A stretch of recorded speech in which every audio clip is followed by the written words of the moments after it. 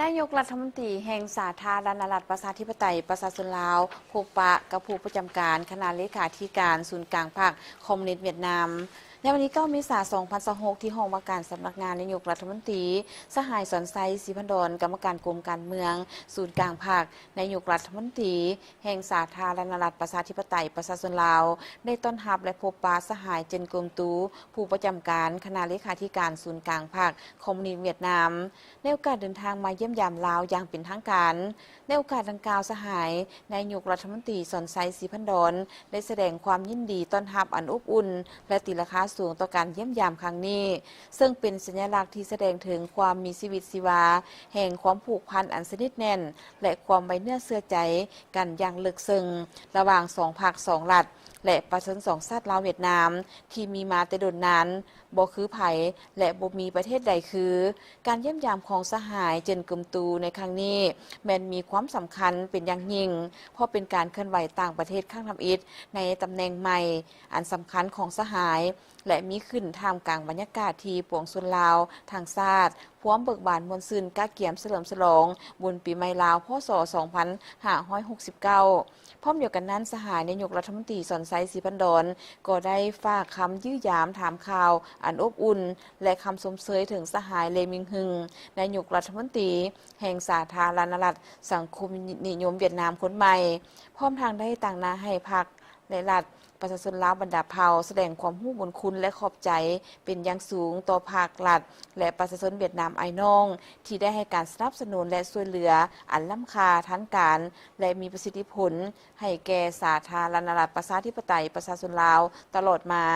สองฝ่ายได้แจ้งสภาพการภายในโดยย่อของสองประเทศให้กันทราบและได้แสดงความสมเสยต่อบรรดาผลสำเร็จที่สองประเทศญาติมาได้ในระยะผ่านมา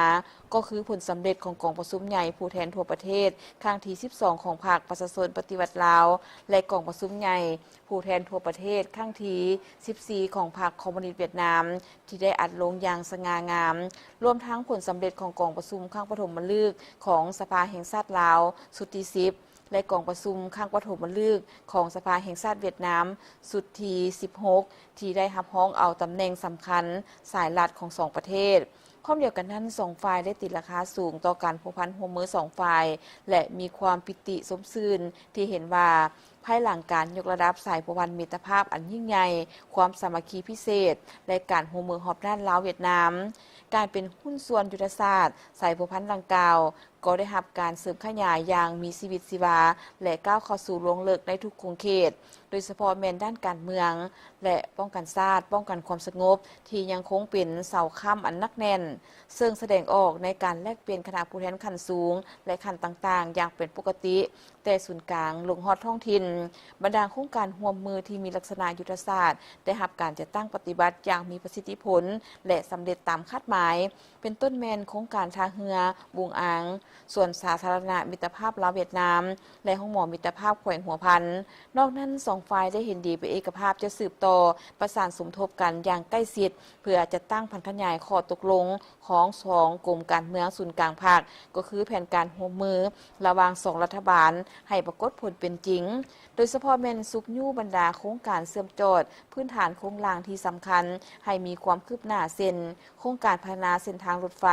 เวียงจันทน์หาท่าแขกหาบุงอานโครงการทางด่วนเวียงจันทน์ฮานอยโครงการสายส่งไฟฟ้าเพื่อเสื่อมจอดสายส่งระบบสู่ระบบของสองประเทศสองฝ่ายเห็นดีเป็นเอกภาพจะสืบต่อเพิ่มทวีความสามัคคีและประสานสมทบกันอย่างแน่นแฟ้นในขอบสองฝ่ายและหลายฝ่ายเพื่อการรับมือกับสภาพการต่างๆอย่างทันการและสืบต่อก้าเกียมให้แก่การเฉลิมฉลองปีสามัคคีมิตรภาพลาวเวียดนามปี 2027 ที่จะมาถึงนี้เพื่อเฉลิมฉลอง 65 ปีแห่งการสร้างตั้งสายผูกพันการทูตและ 50 ปีการเซ็นสนธิสัญญามิตรภาพและการร่วมมือ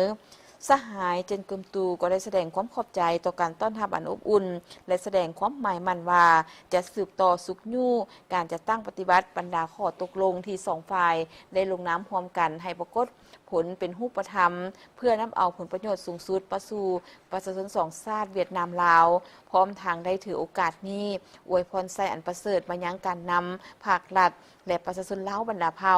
เนื่องในโอกาสปีใหม่ลาวพศ 2569 ที่จะมาถึงนี้